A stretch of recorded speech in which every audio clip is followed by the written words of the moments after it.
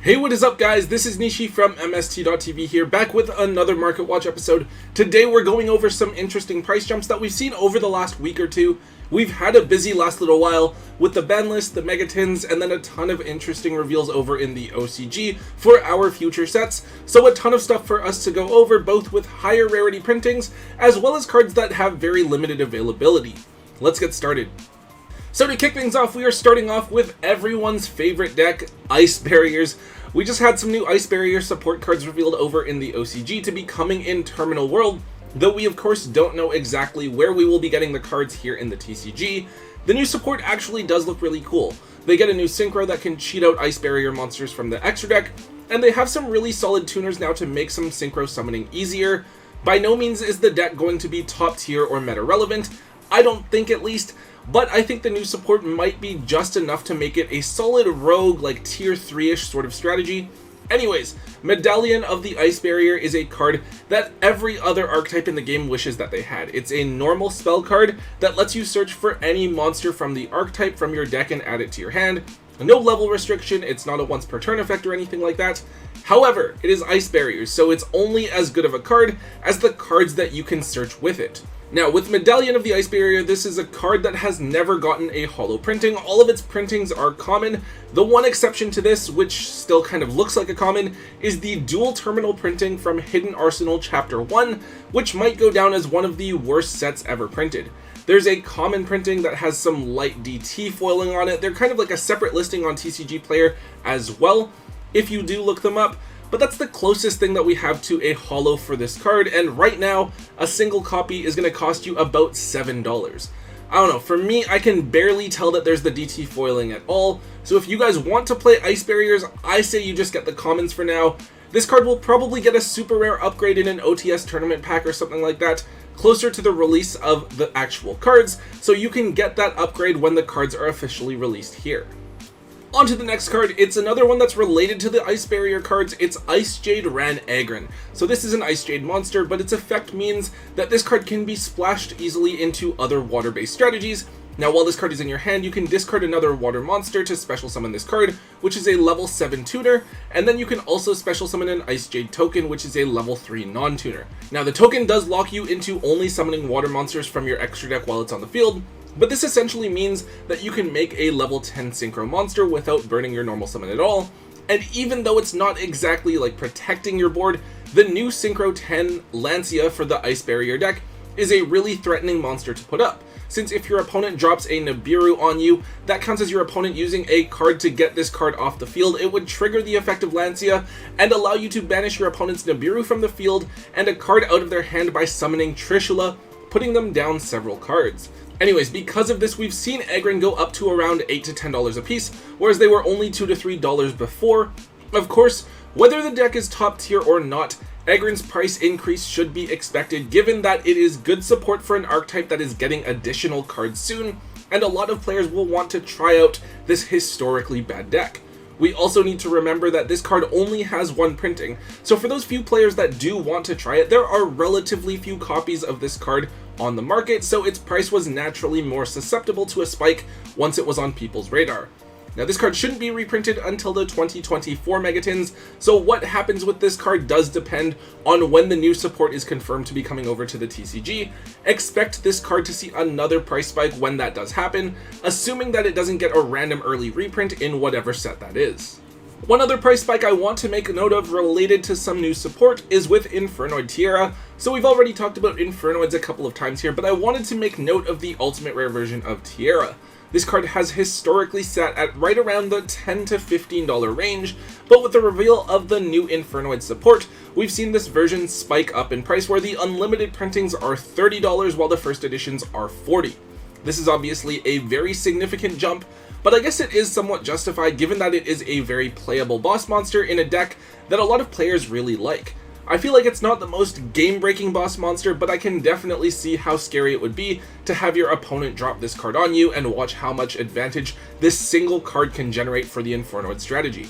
Anyways, price spikes like this are pretty common for when older strategies do get new support. However, as much as I love the ultimate rares, and this is probably going to be a bit of an unpopular opinion, I have to say that this is a card I think we should be looking to offload, especially since you can get the reprint secret rares, which still look really nice, for under $1 each. If the ultimate rare was like the only printing, or if you had to choose between the ulti and like a super, I would say you just keep the high rarity version, and if you want to play the deck in max rarity, still, like, it's still fine.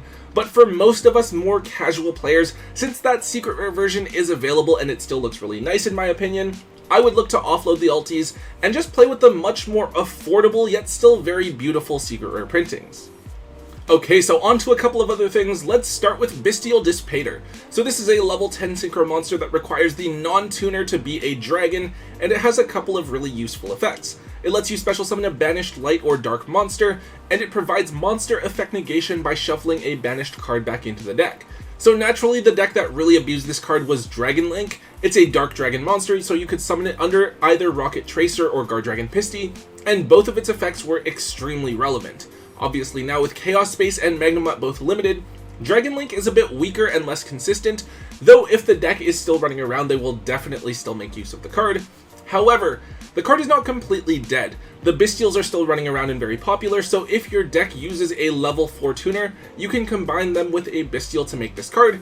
And then we also have the Crimson Dragon as a card that can cheat this card out of the extra deck as well.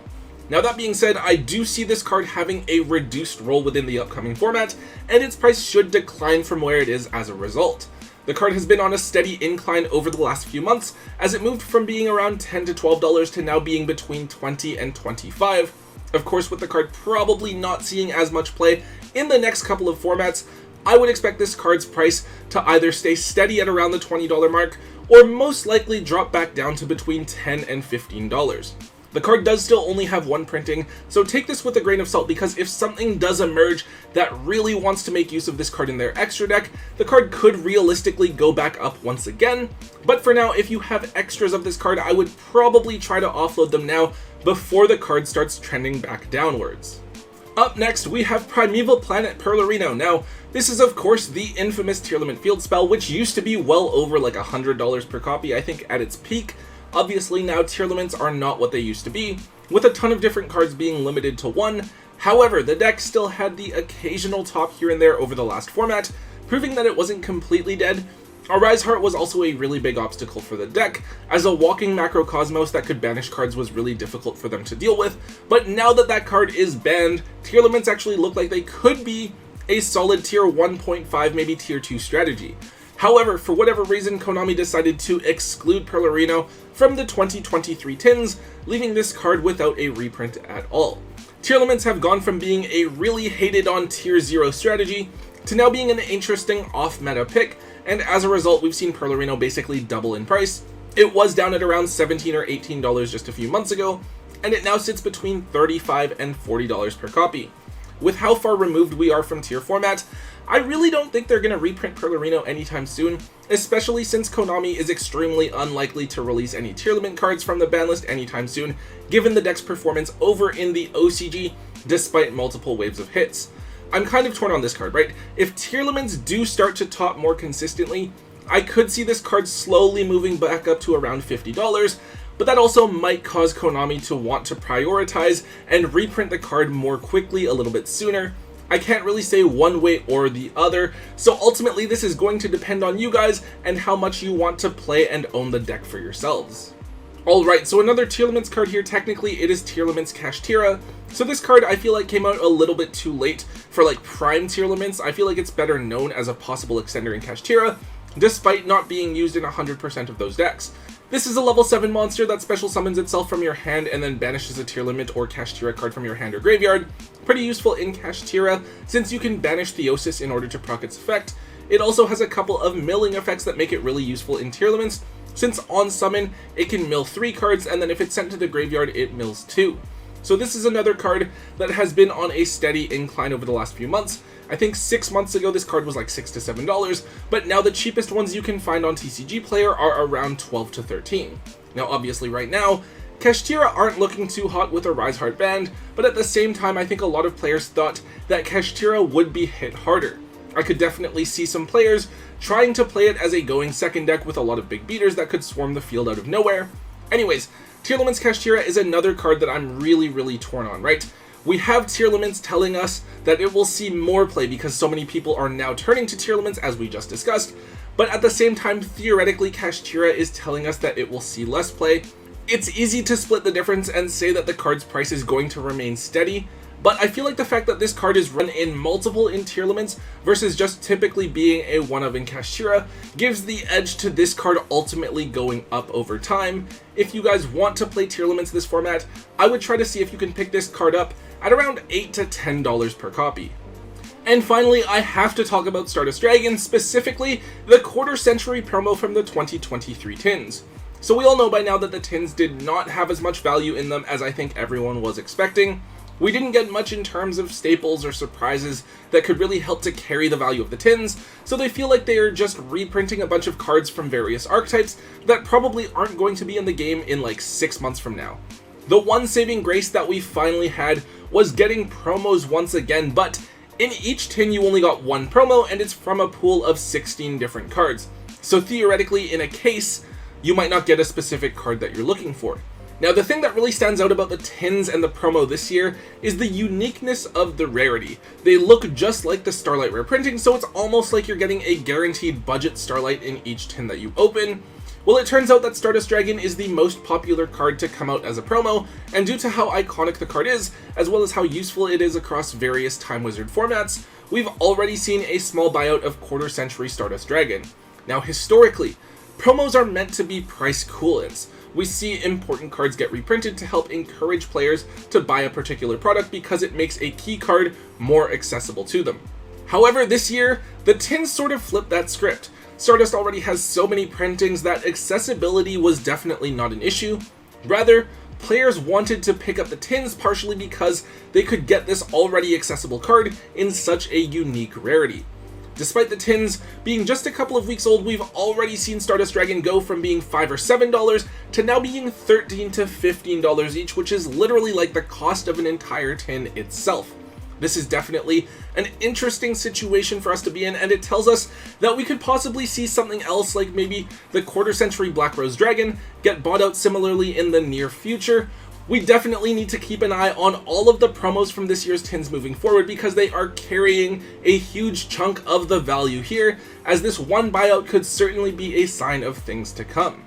Alright guys, that is all we have for today's episode. We've had so many things happening recently, I feel like it's hard to keep track of. We literally have Age of Overlord coming like next month, and that's honestly such a huge game-breaking set. I'm really excited to see what kind of stuff we get in there, what rarities the cards are printed in, and so on. Anyways guys, if you did enjoy today's Market Watch, please make sure that you let me know by hitting that thumbs up button. Also, make sure you leave a comment in the comments section down below and hit subscribe if you haven't already. And until next time guys, don't forget to hold on to your MST.TV.